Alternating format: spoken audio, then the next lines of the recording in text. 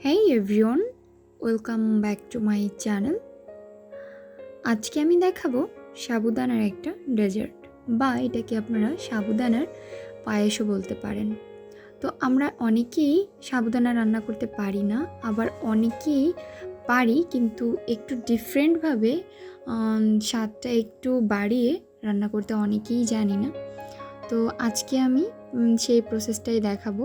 আর বিশেষ করে বাবুরা কিন্তু অনেক পছন্দ করবে। বাবুদের সকালের নাস্তা বলেন বা ওদের বিকেলের নাস্তা বলেন, এটা কিন্তু ওদের জন্য পারফেক্ট একটা খাবার হবে।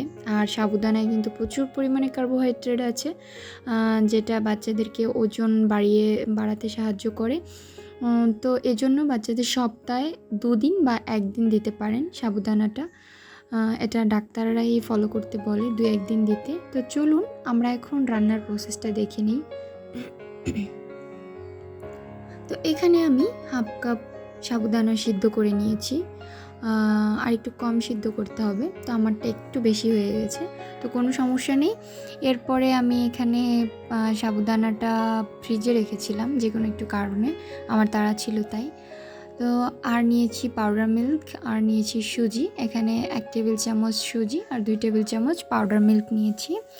তারপরে নিয়েছি এখানে আমি ব্রাউন সুগার।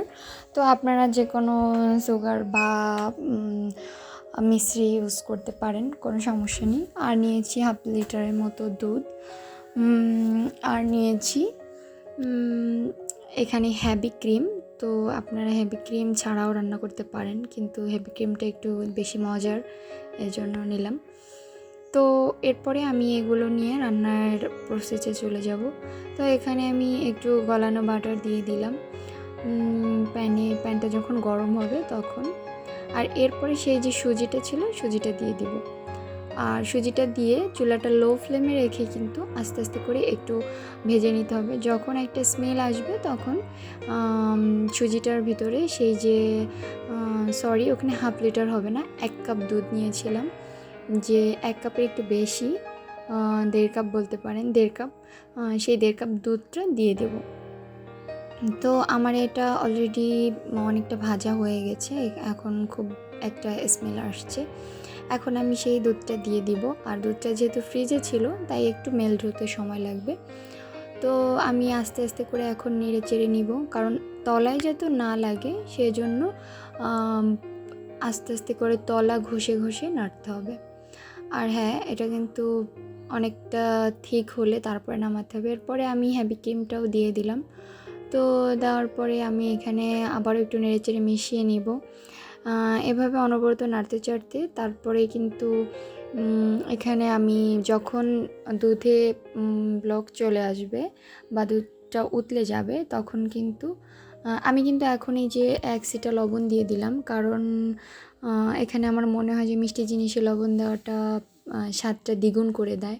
আর এখানে আমি অর্ধেকটা চিনি নিয়ে নিলাম, কারণ বেশি চিনি দিলে তো আবার বাচ্চারা খেতে অপছন্দ করবে, তাই আপনার বাচ্চা কতটুকু খেতে পছন্দ করে ততটুকুই দিবেন। তো এখানে যখন আমার দুধে জাল চলে আসছে, তো দুধে জাল চলে আসলেই আমি এখানে সেই যে সাবুদানাটা ছিল ওটা দিয়ে দিব। আর দিয়ে কিন্তু অনবরত নাড়াচাড়া করতে হবে। তো এই যে দেখতে পাচ্ছেন যে কিছুটা লাম্পস বেঁধে আছে, এটা কিন্তু আস্তে আস্তে ছেড়ে যাবে, এটা টেনশনের কিছু নেই। তো অনবরত নেড়ে চেড়ে এটাকে মিশিয়ে নিতে হবে। আর একটু পরে সেই যে পাউডার মিল্ক ছিল ওটা দিতে হবে। এটাতে করে হয় কি যে একটা শাহি ফ্লেভার আসে পাউডার মিল্কটা, তবে দিতে পারেন। আর হ্যাঁ, এখানে আপনারা যে কোনো ড্রাই ফ্রুটস মেশাতে পারেন, কিন্তু আমার ছেলে যেহেতু ছোট, ও চীনাবাদামটা খেতে খুব পছন্দ করে, তাই চীনাবাদাম দিলাম। আপনারা চাইলে কিন্তু এখানে পেস্তা বাদাম বা কাঠবাদাম দিতে পারেন। তারপরে এমন একটা থিক ভাব হলে আমি উঠিয়ে নিব চুলা অফ করে। এরপরে আমি এখানে সার্ভ করতে চলে এলাম।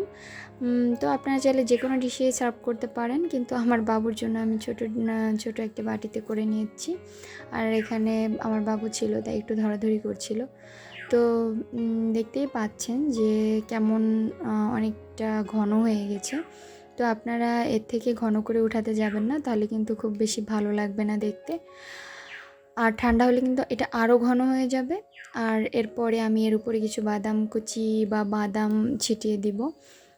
আমার বাবু এটা পার্সোনালি অনেক খেতে পছন্দ করে। আর এরপরে কিন্তু এটা আপনারা কিন্তু বাসায় অবশ্যই ট্রাই করবেন, আর অবশ্যই আমাকে কমেন্ট করে জানাবেন কেমন হলো। আর সবাই আমার ছেলের জন্য দোয়া করবেন। আমার রেসিপিগুলো ভালো লাগলে আমার চ্যানেলটি সাবস্ক্রাইব করবেন। আল্লাহ হাফেজ।